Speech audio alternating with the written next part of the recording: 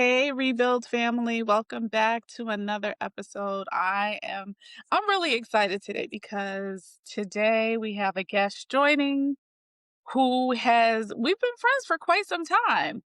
And there's so many aspects to this young lady's beautiful story that I can't wait for you all to get to hear um and understand. And so I'm super, super excited.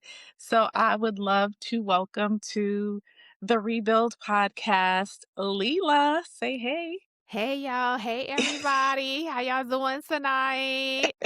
Or today, depending on when you Today. view the podcast. Yes. Yes. So listen, I know all about you, but everyone else doesn't. Please give us an intro. When you introduce yourself, tell us what is it that you say? Yeah, so how I normally start it is, hey everyone, I'm Leela. I am a marketing professional, have been in marketing for close to 20 years.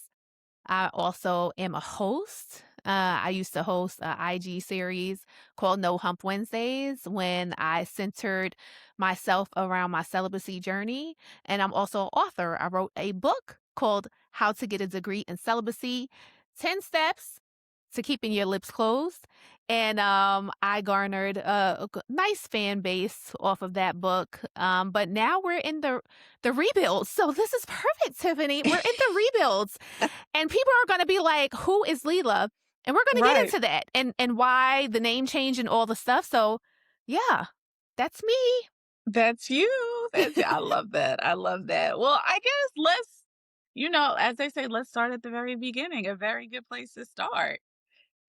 So tell us, what started your journey into marketing, into your professional career? Sure. So, my undergraduate degree is mass communications, and if you know, a lot of people who started in mass communications or graduated with that degree is like, what am I going to do with my life? It's such a Mhm. broad degree. Honestly, it's one of those degrees that you really don't need. If you can rely on YouTube University, you could do whatever you want in media. But at the time, I really wanted to be an MTV host. Like, that's what I wanted to do. And so, not having enough information about how to go about it, I decided to get a mass communications degree at Lehman College in the Bronx. I am a Brooklyn girly, but I was tired of seeing a bunch of Brooklyn people everywhere I went. So I was like, I'm going to go to school in the Bronx. Yes, I'm going to be a lunatic, travel an hour and a half both ways each day to go to Yeah. school for 4 years. Yeah. But I did it and I met some beautiful people while I was there. So I started there, mass communications. Actually, though, I applied to over 100 jobs when I graduated. Oh my And goodness. yeah, different media outlets. I did have the opportunity to intern at MTV, and I also interned at Def Jam. Um, I did quit Def Jam, the internship. It's only the second thing I ever quit in my life. But, I wasn't fetching people coffee. I'm sorry, that wasn't me. I'm not the Mhm. fetcher people coffee person. I'm not. So when they tell me I had to go to Starbucks and get 12 people coffee, well, you know, this ain't for me. Right. I don't want to be that person, and I feel like I've always held this about myself. Like, I don't need to be in the trenches to prove myself Mhm. of who I am. So that was one internship I quit. But moving forward, out of the 100 jobs I applied to, this very small Black owned production company in Harlem liked me and they hired me on, minimum wage basis. But I was at that time producing, directing, writing and editing a show that they had.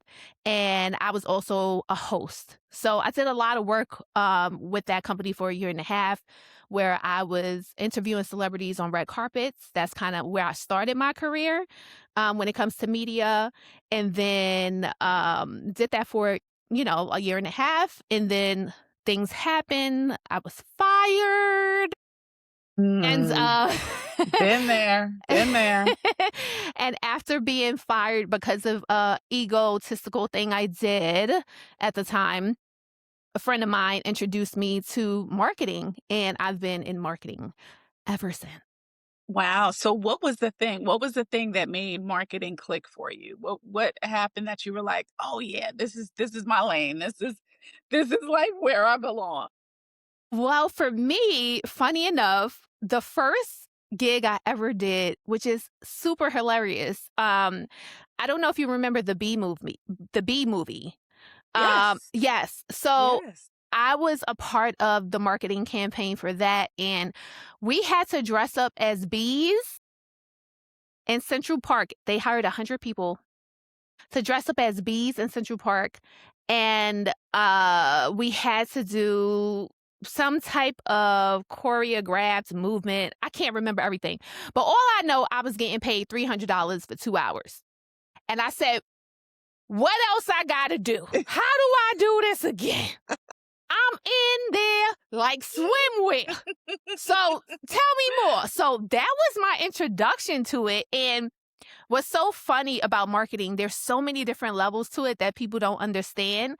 That I've also been the person to help launch Metro PCS in New York City. So I would be the girl giving out flyers at different stores. And it's so funny. People look at you like, oh, this girl's probably not getting paid a lot of money.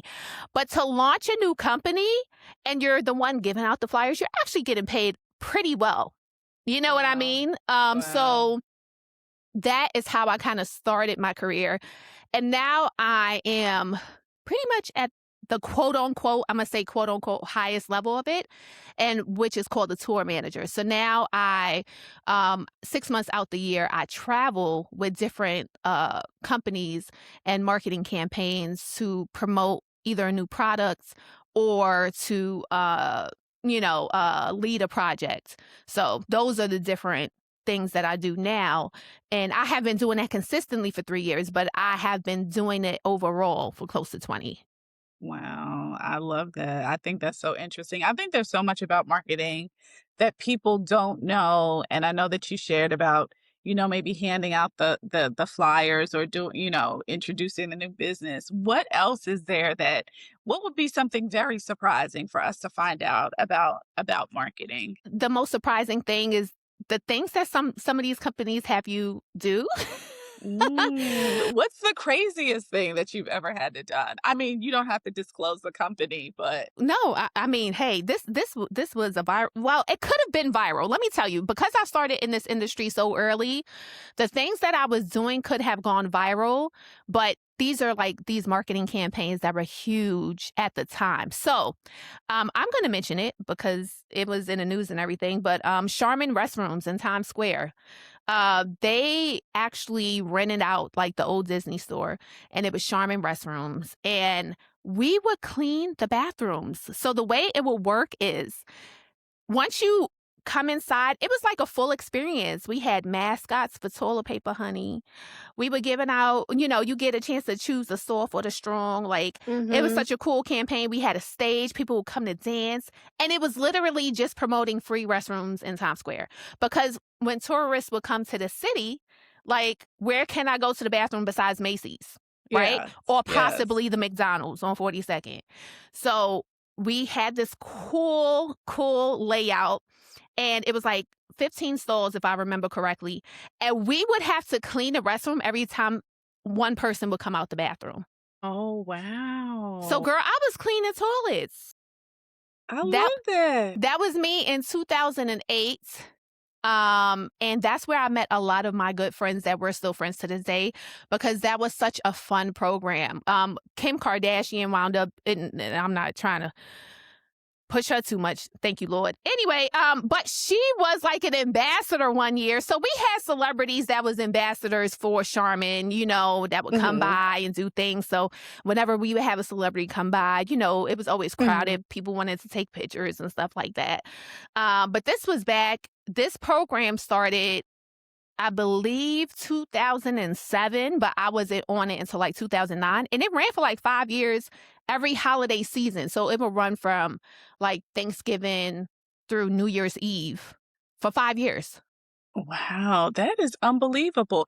It's unbelievable, but I can believe it. I have to tell you, I've seen many of Charmin's marketing campaigns, and I think they're amazing. Yeah. I really do. I went to a Rock the Bells music festival a couple of years ago that LL Cool J kind Mhm, of like oversees, mhm. and it was in Queens, and Charmin was big in that Yes. space. Yep. And I'm like, when else do I go to an arena or a stadium and they have Charmin toilet tissue? Yes. Never. Yes. Like, they always have some crappy toilet tissue, and but this was like a whole Charmin experience. You went in, it had the great tissue, then they had the hand towels for when you wash their hand. I was like, "Okay, Charmin, very nicely done, very Yes. nicely done," especially for a product that is needed. There's no person that's not using toilet tissue. None. Right.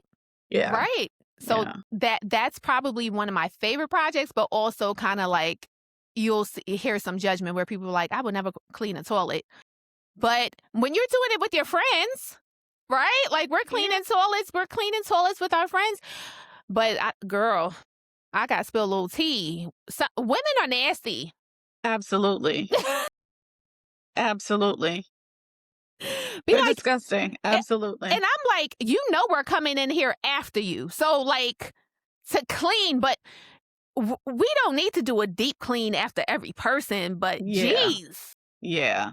I So, mean, women, we just have so many issues happening that it's just, one of my girlfriends always says, like right after she gets the Brazilian, it's like when she goes to the bathroom, like pee is going everywhere. right. Guys don't have this problem. It's like point and aim at the Cheerio, brother, and that's Yeah. it. Yeah. But yes, women, this is what we do. This is what Yeah. we do. Yeah. Yeah. Yeah.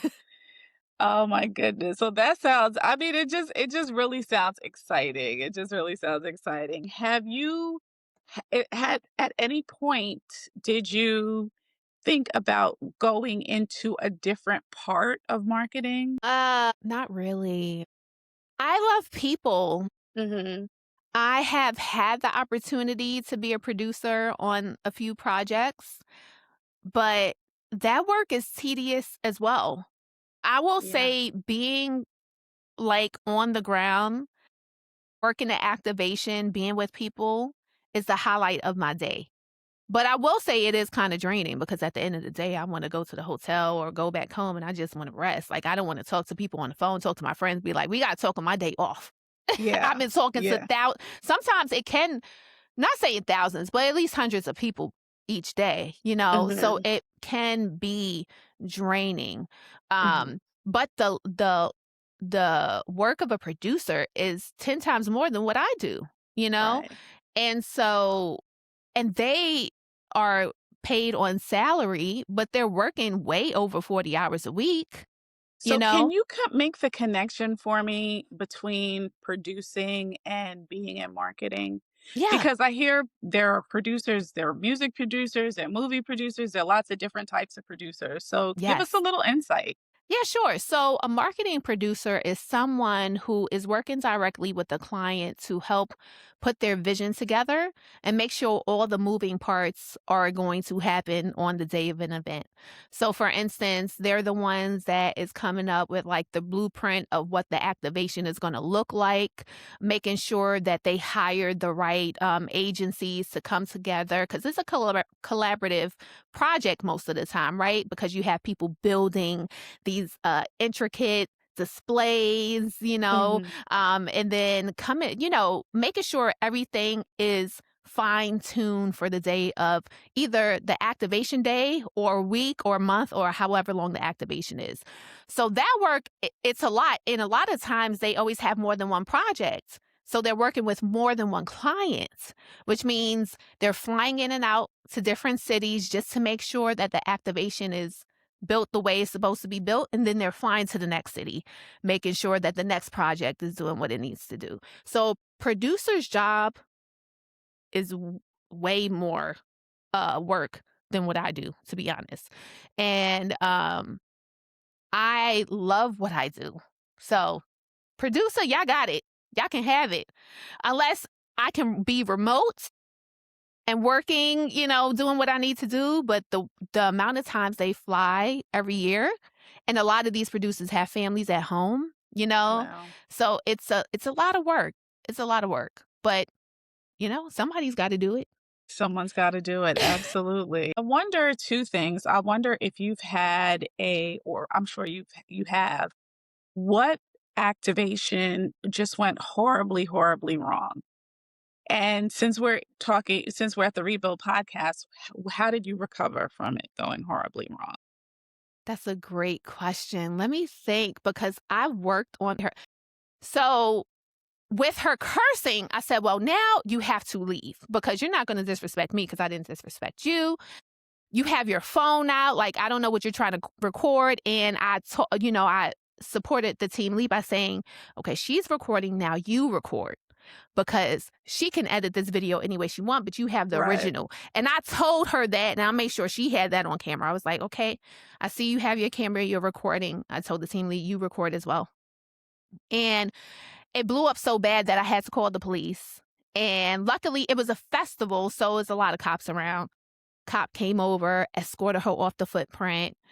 And, he told her, "If you come back, you'll be arrested."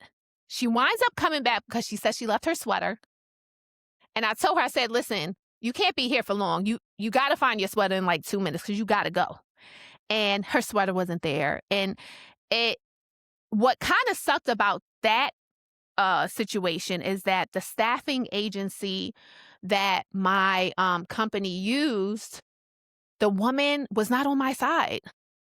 She did not believe my story. And I'm like, the boss of the whole project. Like, if I'm telling you I'm having a problem with one person out of the 12 people we hired and you're not believing me, that's an issue. And so I had to call my boss, who Wow. luckily was close by because, like I tell you, producers, they'll fly in. So my direct boss is the producer of the project. So I Mhm. called the producer. He wound up coming down. Again, luckily, he was there for that day. Came down from his hotel, told him what happened. And I told him about this agency, how they didn't believe me. And I know it's because I was a Black woman and how I was talking on the phone. So sometimes things like that happen as well when it comes to this industry, how you have to still be your best self all the time. You do your best. But when it comes to an issue, they depending on who it is, but in this scenario, I was not believed, and I just hated that pain area. So, I mean, how we handled it, she had to go. Right, We called the right. cops, and she was out of there, and, yeah, that now we no longer work with that staffing agency, so it is what it is. Can you imagine they lost out on all of that business? It's unbelievable, just Yeah, unbelievable. The things that people do, the things that people do, just unbelievable. Well, I can't thank you enough for talking to us about marketing